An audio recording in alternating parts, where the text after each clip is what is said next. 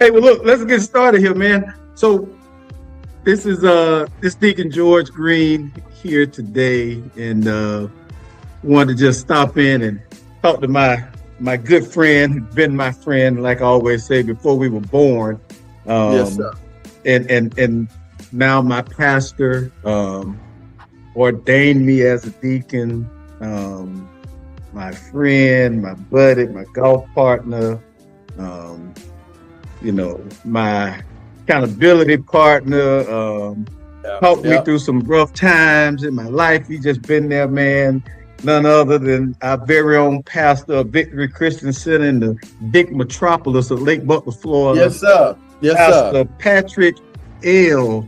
Maxwell. Yes, sir. Yes, sir. Well, listen, man. How you doing today? How you doing today, man? I feel much better. I think most people know about the situation I had about a week ago. Big shout out to my wife for not bending when I didn't want to go to the hospital, didn't want to get in the ambulance. And between her and Marty, I was just being hard-headed. Between her and Marty Wilson, they made sure I got in the ambulance. Shout out to Marty. But my wife was adamant that I was not going to go to church. I wasn't going to preach. That it was going to be a different kind of Father's Day. And so big shout out to my wife, who loves me dearly, who wanted to make sure I stayed alive, because my blood pressure, it was at stroke and heart attack level. And the hospital was baffled that I hadn't had a heart attack or a stroke, and that I wasn't even having major symptoms, no chest pains, no dizziness, no blurred vision. I wasn't even sweating. And it was just crazy, man. I've been telling people it's kind of like a sermon, and I probably share this in a sermon or in church on Sunday. Like, it's like when a person gets saved and, they're coming to church, they're in the word, they're worshiping, they're praising, they're giving, they're witnessing, and all of the above. And their life turns around, their family gets better, finances gets better, their health, their mind gets better. And then after a while, they think, you know what? I don't need church no more. I can do this on my own. And, people, they forget that it was the church, it was worship, Bible study, and all of the above that helped them to get normal. Or I say normal, but it helped them to get better. And that's kind of how it was with me on the medication. I got to the point where my blood pressure was back at 120/80. And in March, when it was time for me to renew my subscription, or prescription, I was like, I don't need this, I'm good. And lo and behold, it went the wrong way. And that's how people are spiritually. And I learned physics. See, and I'm gonna break in right there, because go ahead. And one of the titles I gave you and I talked about is us being accountability partners. And probably just a week before this? That week? 4 days. Yeah, I thought you had probably talked to my wife or something. I was like, Deep done talked to my wife. Lady done called him and told him to start talking to me about my health. And nope. Obviously that was the Lord, man. Yeah, I mean, we just have to check on each other. Check on each other, make sure, and we've hit that golden age of 50, and our bodies, although we look at ourselves and like we still in that 25-year-old body. Our body's like, no, bro, no, that's not it. So man, well, we're definitely grateful and thankful that first of all, you had a wife who looks out for you and cares for you, and was able to just say, hey, no, you're going to the doctor, we're gonna go get checked out.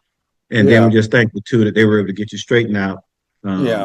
And that hopefully this is going to make you not be hard-headed, and make sure that prescription is filled a couple weeks before it's about to run out. Exactly. In case you run into something, Yeah, exactly. So today I wanted to call, and just kind of check in on you and talk about you've become something that I think I know us 14, 15-year-old running around behind spires and going and getting the buggies from Spires that jump off them so Yeah, we could dunk on the right, basketball goal right, at right. the park and stuff like that. I Yeah. don't know if being an author was ever anything that we talked about. Never was on my radar. Right. I never thought about writing, never thought about how to write, had no passion Mm-hmm. for it. I actually thought writing was something that I wasn't equipped for. But big shout out to people like Miss Johns, Miss Roberts, Miss Mm-hmm. Taylor in high school who made us write in journals. And Correct. once I started doing that, it's like a different muscle started developing in my life. And after writing a lot in college and just pastoring, writing sermons 2 or 3 times a week, little did I know that God was developing a muscle that I didn't know I had and didn't never thought that I would use. And so writing has now become really not even just work for me. It's a way of me relaxing. I'm constantly writing. I'm even while I don't have the computer, I'm on my phone in my notes, typing stuff and just putting stuff together. And I'm always thinking about how I can write something to be a blessing to somebody. It's like God gives me a burden for individuals and how I can hopefully write something that will inspire people. And that's been the biggest push for me, is to write things that would be a blessing to people. I remember when I was in college, I remember hearing a quote from Toni Morrison that said, if there's a book that you want to read, but it hasn't been written yet, then you must write it. And that's kind That's of the good. way I've kind of been is Mm-hmm. when I feel like there's a certain void or space in the kingdom for things, I try to fill that void in such a way that it'll be a blessing to people, especially in our culture. Many times there's not books that's written specifically for us and things that will inspire us. So I definitely, with my experience in church and my culture, I want to be able to speak to that. Yeah. Well, I mean, definitely. I have a question, and Yeah, I'm gonna ask the question, but I'm gonna yeah, answer it, and then you can just try to tell me if I'm yeah. right, how correct I am. But before I do this, I'm just gonna let you know, as your friend, you dirty man. You sitting there I know what on the you've been saying. balcony with the Oh beach boy. in the background. And I'm Okay. sitting here in my living room Okay. um at the house, and I just seen a nice boat just ride by as you was talking earlier. I kind of lost track because I Oh, saw the nice boat ride by. I just want to let you know you real dirty for well, sitting out there well, flexing on the balcony at the beach. well, let me first of all say this. We got where we're staying at off the clearance rack. So that's number one. It's super cheap. Everybody know me. I'm a clearance rack type of guy. And this is like our fourth time coming down here, or fifth time coming down here. We've been coming Okay. for like the last 5 years. And so they give us 25% off every time we come. And it is not Okay. expensive. It is actually kind of like I've shared with you, it's like a hidden gem. A lot of people don't know about Yeah. it. Matter of fact, in 5 years, we've been coming. Today was the first time we ever saw a black family. Never Wow. saw, we've never seen a black family. So when we saw each other today, it was like we both saw dinosaurs. It was like, oh my gosh, they do exist. And so there's a black family staying here. And so we both were just talking about how this place is a hidden gem. If you ever want to come to one of the just most gracious and best place for a beach setting, it's Sanibel Beach, man. That's where we are. Me and my family was just down here relaxing. It's kind of strategic. God kind of worked it out, because after the blood pressure situation I had, this is kind of Right. just perfect. Just kind of just been chilling.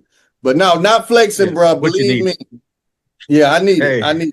I need it. And those boats behind me, I can't afford to ride on none of them. That's why we just look at them. They were good. So listen, like I said, I'm gonna talk about you. So my question is, how many books have you read? But I think I might have the right answer. So Okay. and I tried to do them in order. I'm not sure, but I Yeah. know that there's big ministry in small places. Yep. Yep. Then you wrote a fasting for a change. Right. Um, then you wrote, and this I know we use this for our church and our new members. Now that you're Yep. saved, what next? Yep. Yep. Um, and then you wrote, which is one of my favorites, the Red Zone. Yep. Yep. Uh, then we got relation tips, you Yep. and Lady Yep. Max. Yep. And then you got together, Yep. Yep. which is teamwork in marriage. And then, of Yep. course, the book that I actually wanted to talk to you about today is the new Man Up book. Yep. Yep. Yep. And Yep. did I miss any? I think that's all of them. I think yeah, that's all of them. And I each book, somebody asked me the other day, they said, "What's my favorite book?" It's like I told them it's like ask somebody, "What's your favorite child?" Each Mm-hmm. one feels like a baby that I had birth. And but yeah, we're on the eighth book. And like I said, I never thought a day in my life I would write one book. And it's just a great opportunity, like I say, to hopefully minister to people. I had a text message from a pastor. I think he was in Minnesota the other day, who had told me that he bought 100 of the Man Up devotions for his men's ministry. He just ran Okay. across it on Amazon, and they're going to use it for the rest of the year as a devotional in their church for their men's ministry. So hopefully, man, it'll be a blessing to many men around the world. Okay. So let's do this. Let me ask you about your first book, right? Yeah, And that was Big Ministry in Small yeah, Places, yeah, right? yeah. Um, so I know we kind of talked about what made you want to become an author. You talk about, Right. in school and everything like that. Yeah, But let's talk about the process. yeah. I've never written a book. I hated Gordon Rule classes in college. You Oh know what I gosh, mean? yes, yes, I wasn't, in all that. But do want to know like the process, the writing, the editing, yeah, the publishing. yeah. What did you do? How did you do that? How did you, go through that process? Well, it definitely was a learning process. I didn't know nothing when God had kind of just inspired me to write. Had I had no clue about publishing, had no clue about anything. And so at first, I was at a church conference and ran across a booth where these guys, they can turn your sermons into books. And I reached out to them and asked them for a quote to write my first book. They sent me the quote back, and I was like, I could do this myself, because all Right. the stuff that they offered, I already knew how to do. Whether it was creating the book cover, of course, whether it was creating the content, you name it. So I was like, I could do this myself. It's kind of like the song Lecrae has, "Being broke made me rich." I didn't have enough money to pay for that. So I was like, I'm going to do this myself. I'm too broke to do what this quote is they've given me. And so Right. I did the book, I did the cover, the content and everything, but I still didn't know how to publish. I didn't know what route to go. So I just, of course, started Googling and ran across Amazon publishing. And Okay. I fell in love with Amazon publishing. It's a very easy, user-friendly process. Basically, once you have your book, your content, your cover, all of that stuff, you're loading it into their system. And a lot of people ask me about that. I'm actually going to be doing a workshop at our library on August the 25th on book writing Okay. and talking about the books I've written. So if you're interested in knowing the details, if you're watching this, you want to know the step-by-step details, I'm going to go through all of that. I'm going to show you how to, upload your book, create book covers, also how to monetize your book, how to set your price range, how to get it out into different outlets. So, and I tell you, I'm still learning a lot. Even each book I do, I'm learning different things. Okay. It's like an ongoing learning experience and that I haven't perfected. But yeah, I'm learning all of that stuff, man. But yeah, it's not an easy process when you first start out, but once you get it going, it's not as difficult. Okay. So, and now you said that you'll be doing that at the library here in Lake Butler. Yep. Florida. Library in Lake Butler, August 25th at 10 o'clock. August 25th, 10 o'clock. So those of you who all may be aspiring art authors or writing books or anything of that nature, that's where you could be to get this more information. So now I got to take because I'm interviewing you, but I want to talk about my favorite, right? Yeah. The red zone. Yeah, that's my favorite. Yeah, I love that one. Now, tell me, and then I know this story and I know this inspiration, but tell the people about the inspiration behind this book and how it came about. Yes, definitely. First off, shout out to Bishop Merton Clark and Truth Revealed down in Palm Bay. The inspiration from Red Zone actually came from their yearly men's retreat that they have. And I was invited to be a speaker. And the theme of their retreat for that year was Red Zone. And so when I was invited to go, I really, at the time, I didn't know what I would speak, didn't know, like most pastors will tell you and speakers will tell you, generally at the beginning, you don't know what you're going to speak, but God kind of just puts it in your spirit as it goes on. So as we get closer to the conference, I started just thinking about the word RED and kind of used it as an acronym, RED, relationships, environment, and devotion. And I started equating that, of course, to red zone, which is in football. And it just went from there and I even started researching the red zone, like even who's the greatest quarterback in the red zone to, statistics in the red zone, all of that, and just started relating that to our spiritual lives, our relationships that we're in, the environment that we're in, and our devotion to God, family, and to our church. And so that was the inspiration for it. Okay. Yeah. So now, like I say, this is my favorite book. Like you say, relationships, environment, and devotion. And I keep this book, on my desk. I teach up at the high school, and this is usually the first one they pick up. And the young men pick it up because, of course, Red Zone. Yeah, it's a football book. And then they get in and reading it, and then it gives me a chance to kind of minister to them about, their environments and their relationships. Right. And my favorite part is when you talk about environment. And you say in one part, the environment you choose to hang out in will determine if you score or not in red zone. And so as a man, you need an environment that encourages you, strengthens, and that builds you up. Right. Elaborate on that a little bit about that part. Yeah. The environment that we're in, it means everything. Yeah. And when we're in the right environment, it changes so much. And most men, they just don't understand the power of environment. They don't understand when you're around the right people, when you're in the right circle of friends and things of that nature. It changes everything. It's kind of like a plant, if some plants can't grow in certain environments. Some trees can't grow in certain environments, and it's the same thing with us spiritually. There's just sometimes it's impossible for us to grow, to flourish, and to develop in certain environments. And so, and that's just the God honest truth. There's so many scriptures in the Bible that talks about that. There's so many truths in the Word of God and just in the world that shares with us about the power of environment. Yeah. And so I think too, like I use this a lot to talk, like I said, to the young man, but also go back and take a little part from you've got a lot of great sermons, and I've got, probably my top 10 of your sermons, but the sermon you do on doors and about, some doors, they take effort.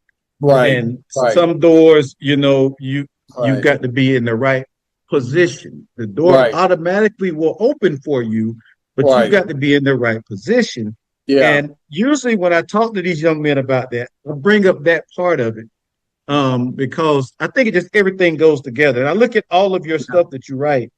It does speak to men a lot. Yeah. but it's good for everyone, right? Yeah. I And I I'll get just say this, a lot of recommendations even from women on that book. right? And I'll say this too. I mean, there may need to be a book about doors, because those of you who have not heard that sermon, um, you definitely need. It's not doors. It's what is the title of Gosh, it? I call it. I even forgot what I titled I that. forget the title of the sermons, but I know that it talks about the Yeah, different types of doors you're going to encounter right, in your life, and right, it just right. just just a great book. And then of course too, and then the way that you end this book in chapter 5 is say, now go score. And so it gives Yeah, you all go this great score. it gives you all this great information in here. Yeah, And this book, if you don't have it, if this is one of the ones that you don't have by Pastor Maxwell, I would enthusiastically tell you to go get this one, right? yeah, yeah. This is just a great book. Now, Appreciate it. we'll move on from my favorite book. Let's talk about the book that, why I wanted to talk to you today, Yeah, right? yeah, yeah, Man Up. Um, yeah, and a lot of people don't know this, I'm sure, but back in 2010, yep, I'm yep. It thinking was, yep, 2000, late yep, 2009, early yep, 2010, yep. you and I sat down and we talked about doing something in the community, Yeah, and yeah. talked about having a mentoring type of Right. group Mm-hmm. that we tried to get together. Yeah, Let's talk. I want you to talk a little bit about that. And then yeah. also, did that kind of play any Oh yeah. role in this book at all? Oh yeah, definitely. Yeah, a lot of people don't know me and you 15, 16 years ago, we got together and had a conversation about starting a mentoring program in Lake Butler. Mm-hmm. Because people have been already, kind of suggesting that to us. Hey, have you thought about starting a mentoring program or group for young men, especially African American men? And so Mm-hmm. we was like, okay, we'll give it a shot. We became very passionate about it and still very passionate about it. And so Absolutely. we had a meeting, and what a lot of people don't know, it wasn't our willingness to do it. The hard thing was to find qualified men to be a part of it. Because if you're going to have a mentoring program, of course, you want to have reputable men. You want to have reputable people. You don't just want to just throw anybody out there with the kids and everything. But not just reputable. It was hard to find other men that was willing to Right. want to do it. And Right. a lot of them just said it was their schedule. They were too busy, just didn't have the time, or just didn't feel qualified to do it.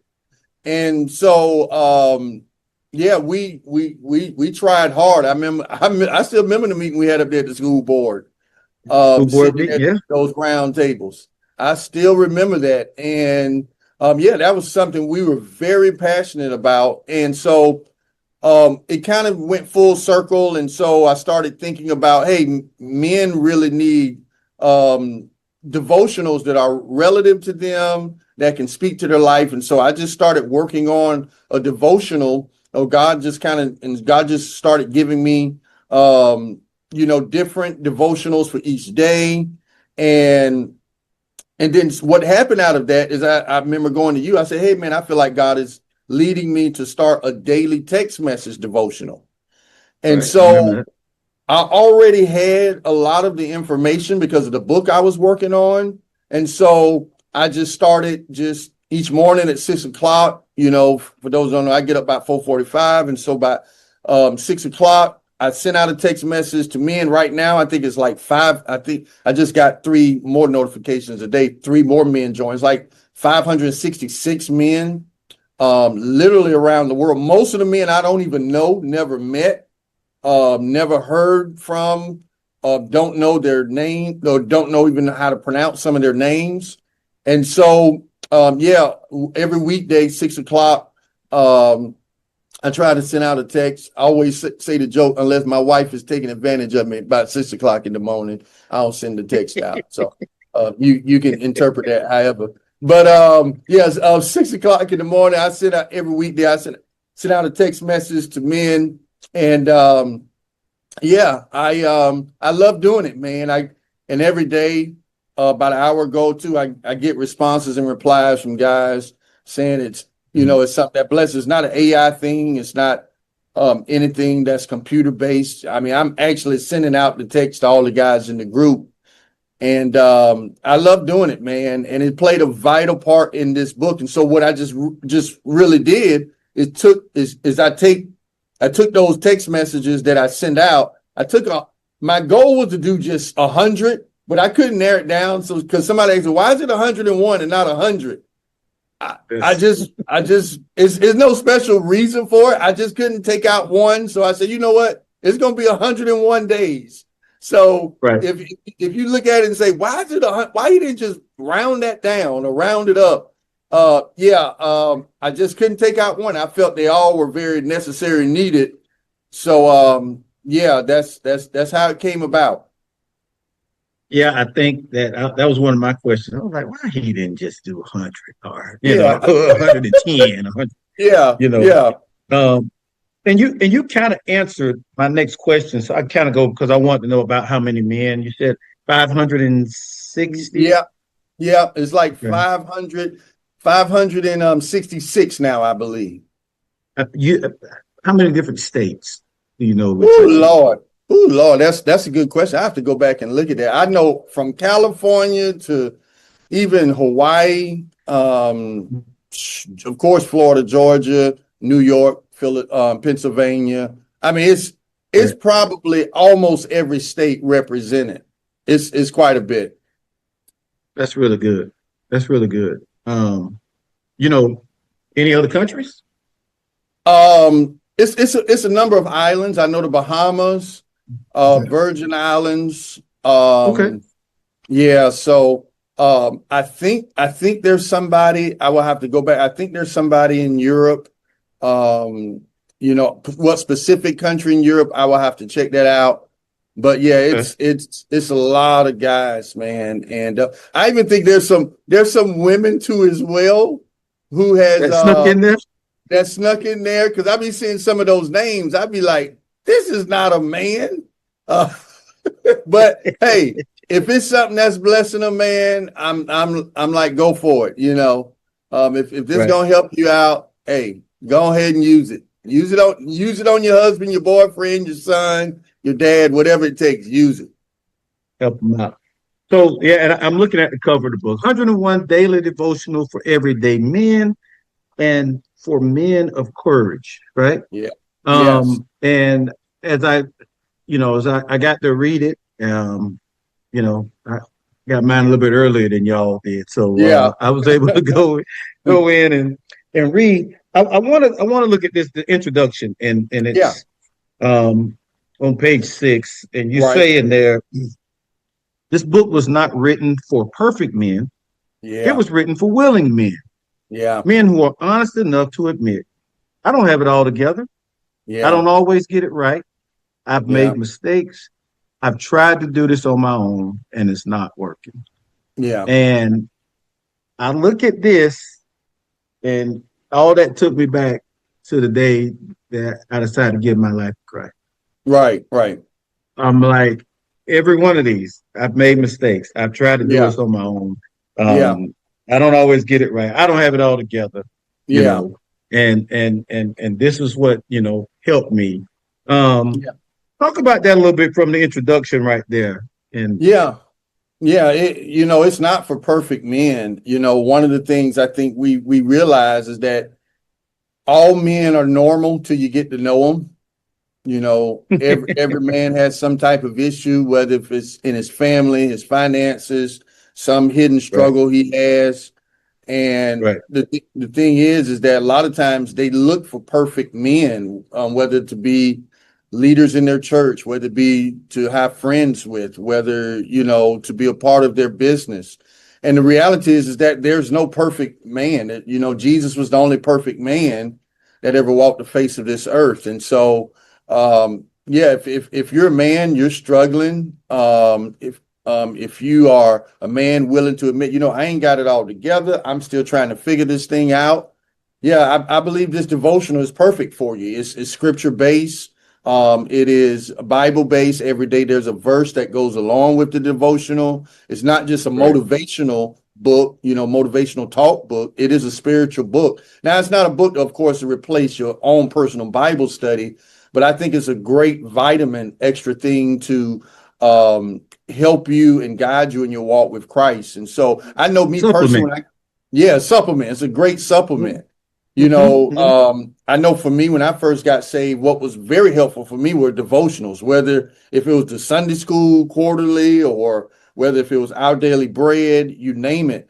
And so this is kind of on the same spectrum like that. It's a devotional to help men out. And all of the topics are things men can relate to. And so, yeah, that's it.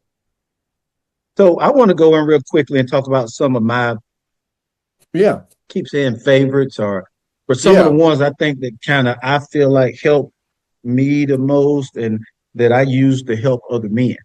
If you look at day 31, talks about the danger of isolation. Yes. Ecclesiastes 4:9-10, it says, two are better than one. If either falls, one can help the other. Isolation is one of the enemy's greatest strategies against men. When you're alone, you're vulnerable. Yes. This one right here is very important. I think you were speaking to that about men. A lot of times with us men, we get prideful and we want to try to go and do this thing on our own and then come back out renewed and refreshed. And it just don't work like that all the time. It doesn't. Yeah. Many times guys don't understand the importance and the blessing of staying connected, accountability, all of that stuff. Once we isolate ourselves, we get in the danger zone. It's just like in the animal world. Anytime that prey gets out there by himself, that's when the predator starts licking his chops. Because, once you're away from the herd, you are highly vulnerable for the predator to come and take advantage of you. And we've seen it, me and you, we've seen it with so many different men. Once they isolate themselves, it's only a matter of time. It's only a matter of time before they stumble, they fall, they have a major setback. And most men, I find, is that even I find too, Deke, is that many men, they want accountability, they want to be in community with other men, but a lot of them, they allow low self-esteem, they allow intimidation. They think, well, I can't connect with this other guy because I think he's perfect or I think he has it all together. So if I share some of my tendencies and temptations and habits and just my struggles with him, he's going to look down on me.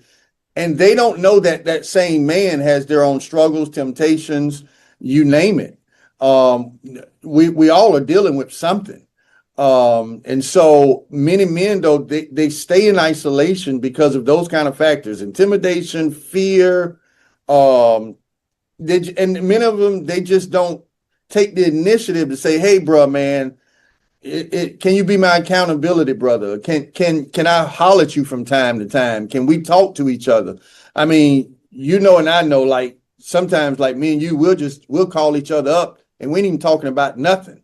Like, it could be something as stupid as like, man, what team LeBron gonna be on next week?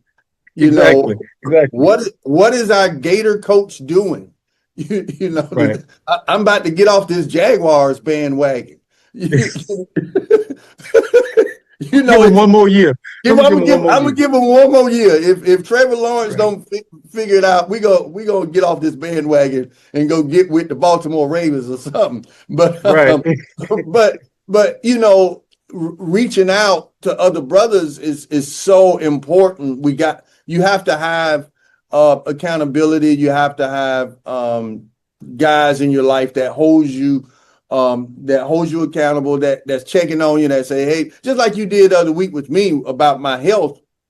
And I already knew where that was going to go. I was like, oh Lord, because I know how committed you are about your health. Like it almost seems like every other day you telling me you got a doctor's appointment.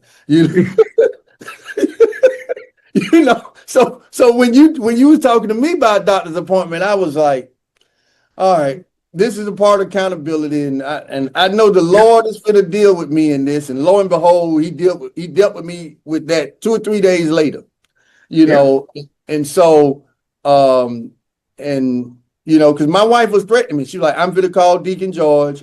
You're not going to church. You getting in this ambulance.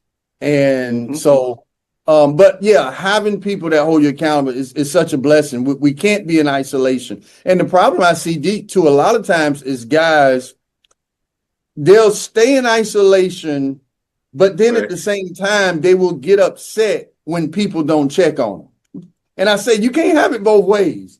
Like you can't remove yourself from the community or from the herd, then get upset and say, hey, nobody didn't come check on me. When you fail to realize that people were checking on you, people were reaching out to you, people were doing their best. But when you remove yourself from communication, from accountability, you're setting yourself up for failure.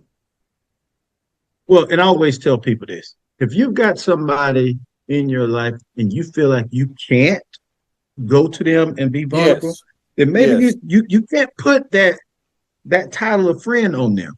I know I have a lot of associates. I mean, I know a lot of people. There's only a few that I call friends. Yes. And guys, just like you say, they isolate, then they get upset. Yeah. Because I don't know if they wanted you to go above and beyond or whatever to reach out to them. But no, that is really good. I really like that one. And I do want to talk about one more. Let's talk about this. And I talk about this one because I don't know how you do it, because making your time count. I mean, what was that, like number 100 or something like that? That's day 100. Yep. Yeah. Day 100. Yep. And it's make your time count. Colossians 4 and 5. Use your time in the best way you can. It says time is your most valuable, non-renewable resource. You can earn more money, but you cannot create more time. A man who wastes time is slowly wasting life. This is why wise men become intentional about where their hours go. Time spent with God, with family, in service, in growth, and in purpose is never wasted. I know I wake up to texts from you starting at about 5 o'clock, sometimes 4 something. And then, I get, we got our Nike apps are linked. And so I see when you've done your run. Sometimes I send you mine with 0 miles on it. Sometimes just to let you know I'm being consistent. I'm being consistent, with mine. And then I look and I'm like, okay, well, he's preaching. He's the pastor. He's got children. He's writing books. Has a lawn service. I'm like, when does he have time for everything? Then you're taking you coach golf, head coach of the golf team, taking your son to golf lessons, taking your daughter to all her endeavors, spending time with your wife, being a husband, making sure that Patrick has got stuff going on with college and getting to work and all these things. This one right here, I mean, you can definitely speak to this one, right? Oh yeah, definitely. My motto, there's a verse in the Bible that says, work while it's day, for when night cometh, no man can work. So, what I try to do is maximize my time as much as I can. There's another verse that says, redeem the time, for the days are evil.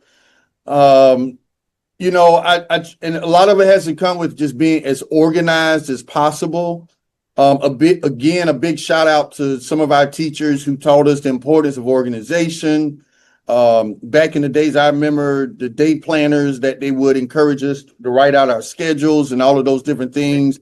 And that was developing a muscle limit that I didn't know, would be developed. So now that we're more in a digital world, I am constantly, trying to organize my days out, sometimes to the detriment of my family, because sometimes we'll go on vacation and I'll text them the schedule for the week.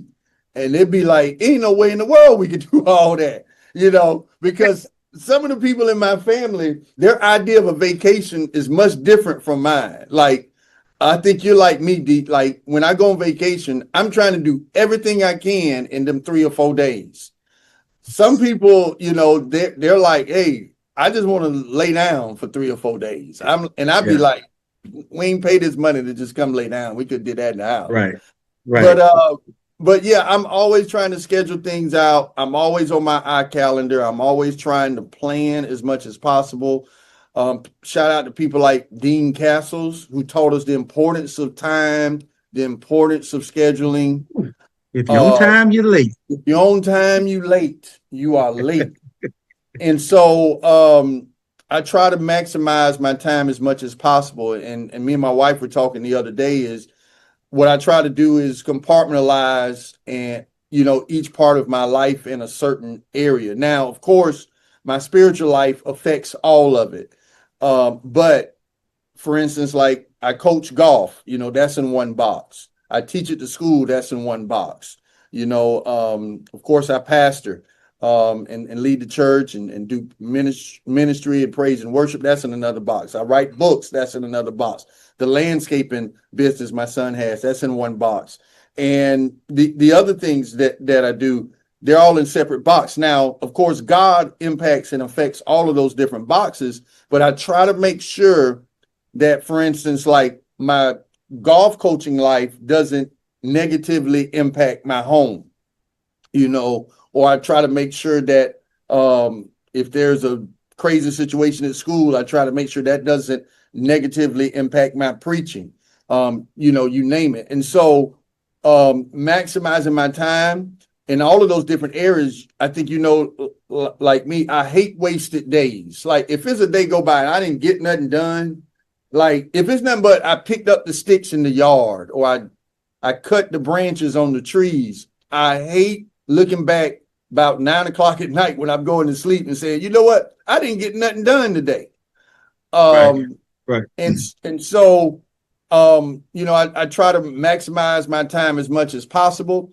And for the kingdom, I try to make sure that I get as much done for God as I can.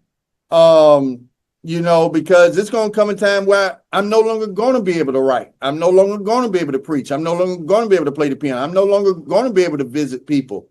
So I try to work while it's day and get as much done as I can. I hate procrastination. I believe procrastination is one of the worst things that we can do in our lives. And so I try to get stuff done, man, as much as I can. And, I don't spend a lot of time playing video games. That's not casting any aspersions on anybody that does, but I'm not that kind of person who can sit on a video game for 3 or 4 days or just do nothing and sit around or sit up under a tree for 3 or 4 days. I just like to get stuff done. And I think that comes from the older generation I was around, people like your dad, who I always saw work. I remember seeing your dad come in with those BDUs on and, and he had them rolled up, showing his muscles and everything. And I was like, this is a hard worker. Like, right. And then that same dad, we would get in the back of his truck and go to Pop Warner football games, and he was one of those individuals who I saw working hard and working all the time and maximizing his time so that now he is able to enjoy the fruits of his labor in his 70s of the things he did from the 20s to his 50s. That's correct. Yeah. So he lives pretty comfortable. Yeah. You talked about that, and I like that. And here's something else I really, really like about this book, and I know you did this by design. Those of you all who don't have this book yet, what you'll find is you'll get the daily, devotion, but at the end, you'll get reflection questions. Yes. And for this particular day 100, it says, how am I currently spending the majority of my time? So these are some things for you to ask yourself and self-reflect on. The second question is, what distractions are stealing time from what matters most? And I was able to ask myself this. I'm like, dang, I could do this and I don't have to Yeah. do that and this, Yeah. you know. And then what would it look like to live more intentionally each day? And I'm like, wow, you know. Yeah. So this is really good, man. I love this. I love the outline of it. Yeah. I love that it's a reference book. Like I tell Yeah. some people, there's books that are reference books, and there's books that are a read. This Yeah. is the book that I can grab and quickly reference someone. Hey, day 100. Hey, day 73. Hey, Yeah. day 72, whatever. Yeah. Um, are there any of these that I'm not going to say are your favorite, but are any of Mhm. these that you feel like you refer people to more than others? Yeah, probably day 87. Stay alert, where it says in First Peter, stay alert, watch out for your great enemy, the devil. Mm-hmm. Um, that's one of my favorite verses in the Bible where it says, be sober, be vigilant, because your adversary goes about as a roaring lion, seeking whom he may devour. Um, and I just the first sentence in that devotional is in day 87 is the enemy does not take days off. And Mm-hmm. he looks for openings, weaknesses, distractions, and compromises. So, like for instance, even though I'm on vacation, and we all know when we all go on vacation, it's still temptation. It's still the enemy is still lurking. The Right. enemy does not take a day off. There's like he doesn't take off Sundays. He doesn't take off on weekends. He is working 24/7, and so we have Mm-hmm. to stay alert. But not only stay alert, we have to even know our own temptations, and once we find out what they are, do our best to stay away from them. Draw the line and stay away from the line. And yeah, that's probably one of my favorite. It's kind of too like that question, what's your favorite kid? Because I mean, just about all of them are things I think is some that I think they're all helpful. Right. Right. Well, I mean, I think we did a really good job of like talking about the book and talking about you and the process of you getting Yeah. into writing and writing these books. You Yeah, and I know, want and I want to say again, if you're watching this, if you're local, August 25th, that's what I come was there gonna. to the library. It's in the morning. It'll be a blessing to you, I believe. I'm going to share some things, like I say, some things I've learned about book writing. It's a free workshop. I have my books available for sale at that time too, as well. I love to take pictures with you and sign those books for anybody that comes. Big shout out to Pretty for the invitation for being a part of that. And so yeah, I'm looking forward to that too as well. Now, so let me ask you this. I Yeah, know you're busy working.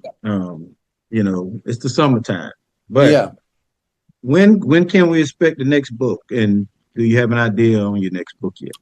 yes. October 4th. I'll be releasing my next book. It is called Anchored, and basically the book is a book for students who are either going into college, who are in college, or even parents who have kids who are going to college. And it will help them to keep their faith while they're in college. One of my inspirations for this book is because again, there's not much material out there for college students on how to have a good, solid, healthy relationship with the Lord while they're in college. I mean, because the reality is that there's so many different temptations in college, and I wrote it even kind of with my own kids in mind. My son Patrick, he just finished his first year of college, and then Princess is getting ready to go to college. And so they're both are going to be in environments, and so it's kind of even written from a perspective of a dad, how to give spiritual advice to your kids on how Right. to have a good, strong, vibrant relationship with the Lord. Because when I was in college, I had no kind of material like that. I mean, made a lot of mistakes, really didn't have no guidance whatsoever. There was no book like that was out. So I said, you know what, again, like what I said about Toni Morrison, I wanted to write something that wasn't out there that I felt like God had gave me a burden for. So yeah, August 4th, again, if you got kids in college, going to college, or you got kids eventually will go to college, I think it will be a blessing for you. It's actually a book I've been working on for decades since I was in FAMU. You know, I've been jotting down stuff here and there about it, and it basically has 15 principles on how students can keep a good relationship with the Lord while they're in college. Very good. Very good. August 4th. October 4th. October 4th. October 4th. October 4th. Yep. 3 days after my birthday. Well, listen, you know, I've listed all of his books here, but these two, I would definitely say, yes, go get them. Get these two. Think they'll bless your life. Man, it's been good talking to you. You know, I bet you I've seen 8 boats go by since we've been talking. So I'm sorry, man. I'm again. This is no place. I'm not Drake. I'm not Pusha T. I'm not Jay-Z. I'm just a broke pastor that's here on a discount. Believe me. And this is one of the hidden gems we just found years ago. But these boats are nice. Like, we've been just for the last few days just looking at these boats as they pass by, saying, "My God, what does these people do?" Like, it's crazy. Yeah. Well, enjoy it, man. Soak it up. Any final word before we log off? Anything you want to say to the people? Listen, I just want to encourage, especially men, don't feel like you have to be a perfect man to serve the Lord. All of us have warts. All of us have issues. All of us have things we're dealing with. God just wants us to become better as we serve him. And as we serve him, he helps us to get closer to him, and our desires change and our passions change. It's not going to happen overnight. You know, things like these resources that we have shared in this podcast are things that will help you in your relationship with God. Don't feel like, hey, I can't get connected to a church because I still got a lot of stuff to get together. I'm still trying to figure things out. No, that's why we get connected to a community, because God gives us people to help us to figure things out. He gives us a pastor. He gives us leaders. He gives us people in the body of Christ that helps us. You ain't got to be perfect, brother. You ain't got to have it all together. You ain't got to be the perfect husband, the perfect father. Just start at step 1, man. On the journey of 1,000 miles, start with the first step. And I encourage you, man, if you've been thinking about getting connected to a church, getting connected to the body of Christ, do it, man. And most importantly, if you're watching this and you've been thinking about giving your life to the Lord, don't wait until don't think, oh, I got to get it all together before I give my life to the Lord. Listen, my motto is always this: you never take a clean car to the car wash. I don't know about y'all. Most times I don't take my truck to the car wash until it's muddy, nasty, and then I go get it washed. It's the same way when you walk with Christ. You're muddy, you're dirty, you got some stuff going on. I guarantee you that God can wash it all off. I guarantee his blood can clean you up. So don't put it off, fellas. Get it done today, because tomorrow's not promised, man. Believe me, I know. Man, listen, I sure do appreciate you taking time out to talk to me today. Been wanting to talk to you about this book for a little while and all of your books. And listen, those of you who are listening, don't forget the dates that he mentioned. Yes. You know, at the Lake Butler Library, Public Library. August 25th. August 25th for that. And then look for the new book, August 4th, Anchored. Yep, October 4th. October 4th. But I'm probably going to have it for sale at the library workshop. I'm probably going to have it for sale then if it's printed up in time enough. Okay. All right. Great. Well, listen, man, thank you again. Go enjoy your vacation. I know you probably got a boat. You just didn't want us to know about it, but go get on your boat. I promise you, I have no boat. I can't even afford a canoe, man. Don't even try that. All right. Well, good talking to you, man. Enjoy the rest of your vacation. Hey, man, and get relaxed. Get some rest. Appreciate it. All right. We'll holler. Peace out. We out.